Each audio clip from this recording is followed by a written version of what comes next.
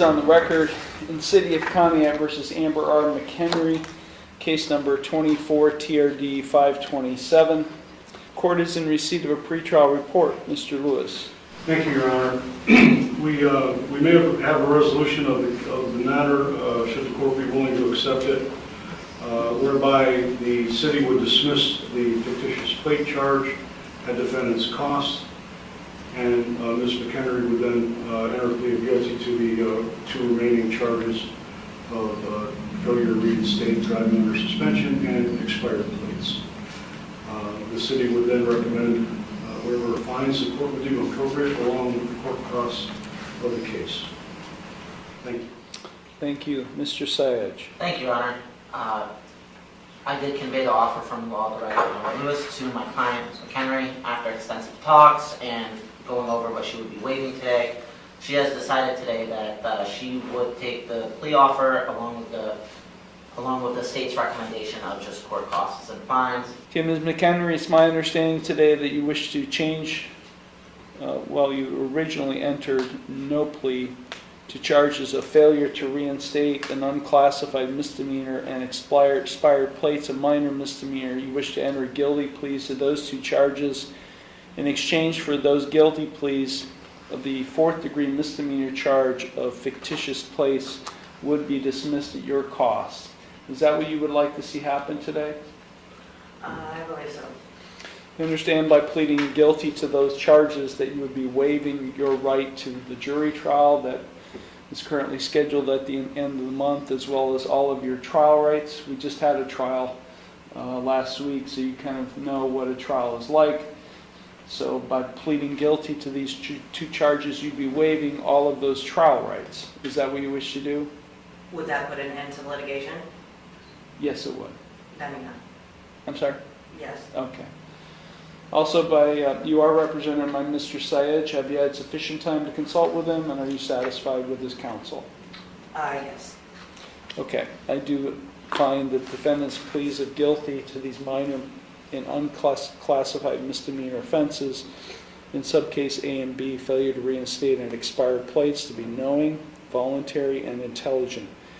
The court will accept the guilty pleas to those two charges, and I will therefore find her guilty of those offenses. I will dismiss at the defendant's cost the fictitious plates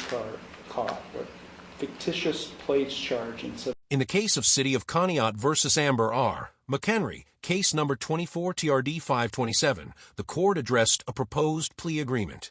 The prosecution offered to dismiss the fourth-degree misdemeanor charge of fictitious plates at the defendant's cost if McHenry entered guilty pleas to failure to reinstate driving privileges and expired plates. Defense counsel confirmed that McHenry had discussed the offer extensively and agreed to accept it. The judge confirmed that by pleading guilty, McHenry would waive her right to a scheduled jury trial and other trial rights. McHenry acknowledged this and confirmed satisfaction with her attorney's representation. The court accepted her guilty pleas, dismissed the fictitious plates charge at her cost, and imposed fines and court costs. I could have on the failure to reinstate charge. I've just given you a fine and cost, although I'm ordering you to provide proof of insurance on the vehicle you're driving that day. If you're not able to provide to the clerk proof of insurance on the vehicle you're driving that day, you are subject to what we call a non-compliance suspension with the Bureau of Motor Vehicles. I guess what I'm saying, Ms. Henry, I could have sentenced you in a much more severe way. I did not. But understand that if you're back here with similar offenses and you're found guilty of those, I will impose those, what I didn't do today. After accepting the plea, the judge informed McHenry that additional penalties could have been imposed, including community service and a Class 7 license suspension for failure to reinstate. The judge stated that these penalties were not applied, but warned that future similar offenses could result in more severe consequences. McHenry was also ordered to provide proof of insurance for the vehicle she had been driving. The court advised that failure to provide proof could result in a non-compliance suspension through the Bureau of Motor Vehicles. Define Gresham and Larry W. Johnson. All right. Is there Ms. Turner, Latanya Denise Turner? Yes, I'm the attorney, in fact, on behalf of the principal, who is the resident agent. I have also already submitted forms appointing the judge over this matter to administrate on behalf of the principal. And I also submitted the rest of my entries on records. Now, with that being said, the Form Ms. Turner, 56 Ms. Turner, appointing judge. Ms. Turner, I gotta see you first. Okay. I'm trying to, there I go. Okay, there you are. All right, so Okay. Ms. Turner, very, Uh, very quickly. I've reviewed the information that you provided. First of all, you're suing with respect to a foreclosure, which is a situation that involves land and a determination of ownership with respect to land. That is not my jurisdiction. I'm in state court. State court does not have jurisdiction over determinations of land. We deal with dispossessories, which is a temporary situation with respect to land, the allowing someone to use your land in exchange for rent or your property in exchange for rent. But we do not deal with the whether a foreclosure is proper. So in this case, this court is going to have to transfer your case to the Superior Court of Clayton County, depending on whether this is Clayton County that's involved. And so I see you're suing the state of Georgia. Not sure how they're involved. Not sure how any of these parties are really have an interest in this case. But with respect to the jurisdiction with for foreclosures, that is not what I do. Okay.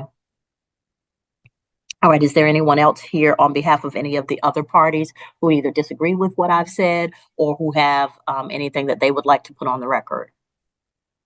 So, Your Honor, this is Larry Johnson. I Yes. represent Brian Widener as well as myself. I just Okay. want to point out to the court, this was initially filed and I was not named. And Okay. after I filed an answer on behalf of Mr. Widener, the plaintiff. In a Georgia courtroom presided over by Judge Tammy Hayward, Latata Denise Turner appeared regarding a foreclosure-related lawsuit. Turner identified herself as an attorney-in-fact for a principal and stated she had submitted documents appointing the judge over the matter. Judge Hayward explained that foreclosure cases involving determinations of land ownership fall under the jurisdiction of the Superior Court, not state court. The judge stated that the case would be transferred to the Superior Court of Clayton County. Turner had also named attorney Larry Johnson as a defendant after he filed an answer on behalf of another party. The judge clarified that attorneys representing clients cannot be sued solely for their representation and dismissed Johnson from the case pending further review by Superior Court. They spend their money on. So at this point, I think that you're going a little bit too far afield. Like I said, we're going to go ahead and transfer this case to Superior Court, and my brother or sister judges on Superior Court will help you sort out what it is going on. Okay. All righty. So we'll go ahead and get an answer out to all of you. Get an order out to all of you transferring this case to Superior Court.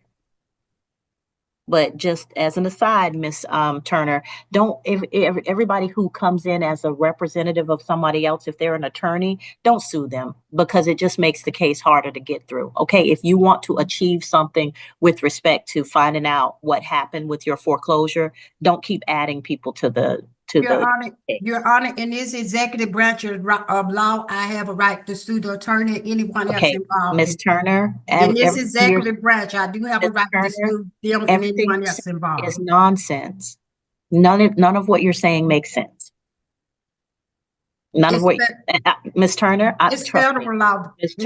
Ms. Turner, we're not in federal court. None of what you're saying makes sense. You haven't established an estate. There's no trustee. You're giving us word salad. You're just saying stuff that you've read or somebody told you was appropriate.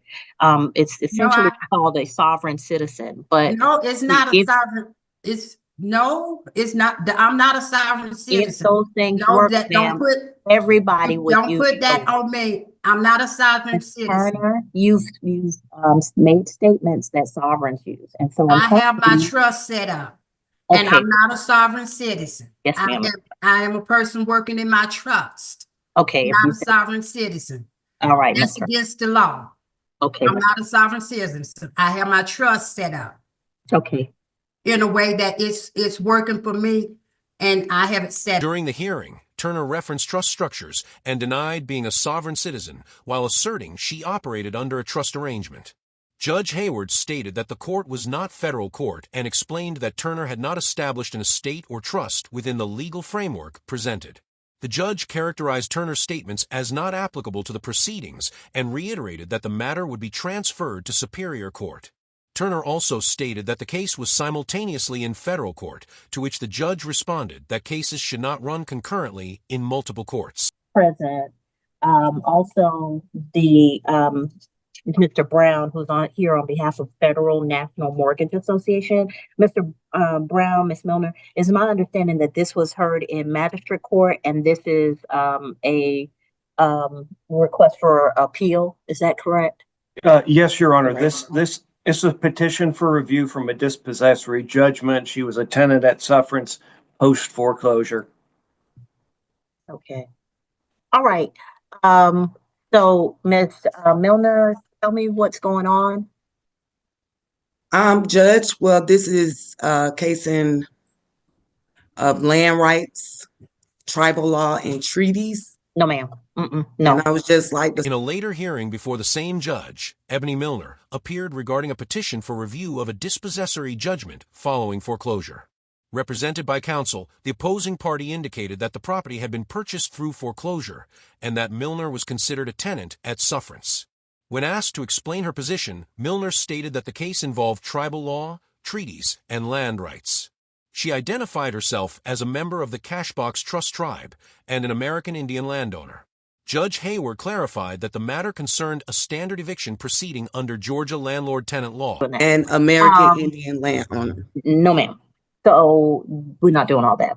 So this is a simple eviction. So you can tell me how much was owed, how much you paid, whether there's anything to that allowed you to stay in the property, or whether there's money owed to you. I don't do the whole trust, tribe, all of that, because that's not what we Well, deal with that's here. what this is in regards to. Well, then, ma'am, that's not what we're doing here. I would either have to transfer you to a tribal court, which I don't know of one exists for you, or for Superior Court, because this involves a foreclosure. Essentially, he bought the house through a foreclosure. You were a tenant in the house at the time, or you owned the house and he bought it under the foreclosure. And then it was whether you get to stay in the house and pay rent, or whether you're going to be evicted. Am I clear, Mr. Brown? Yes, Your Honor. And Right. Because I don't deal with I went to law school for 3 years, have practiced law for over 30 years, have been a judge for over 12 years. I don't do the trust stuff because that's some arcane, esoteric stuff that you all believe that we don't follow here in the judicial system. I understand. Well, I would also like to say that I'm not here to handle any of my private affairs in the public. Okay, so I'm not sure what that means. You asked for the appeal. Yes, and as I was stating, I'm a tribal member, part of the Cashbox Trust Tribe, and also an Indian American landowner. So this case is in regards to trust and tribal land. So the property, the foreclosure is on a house on tribal land. Correct. Which tribe? I'm sorry? Which tribe? This the Ebony They Milner kicked me tribe. out. No, sir. I don't know of that tribe, ma'am. So we either do Yes, this. and all the documentation had been put on file as well. Okay. post foreclosure. So here's the thing. Like I said, I've explained to you that if somebody purchases a home through foreclosure, then the people who were owners of the home or buying the home have two options. They can leave, or they can be treated as tenants in the home. And in this case, it appears that Mr. Brown's client sought to evict you, and now you are asking for a review of that. So in my role in this court, I can go through the case as if it was never heard in magistrate court. But what I will tell you is I'm going to ask very specific questions. I'm going to follow the law under the state of Georgia with respect to landlord tenant. And if you're not able to provide me that information, then I'm going to determine that you're not able to prosecute the case in the way that it needs to be, and I'll dismiss it for want of prosecution. Well, again, American tribal landowner. So Okay. those laws No. Judge Hayward explained that when a property is purchased through foreclosure, former owners or occupants may either vacate or remain as tenants, subject to eviction proceedings. The judge informed Milner that the appeal would be reviewed under Georgia law governing landlord-tenant matters. Milner responded that such laws did not apply to her due to her claimed tribal status. The judge stated that there was no designation of the property as tribal land and that the court lacked jurisdiction over recognized tribal land matters.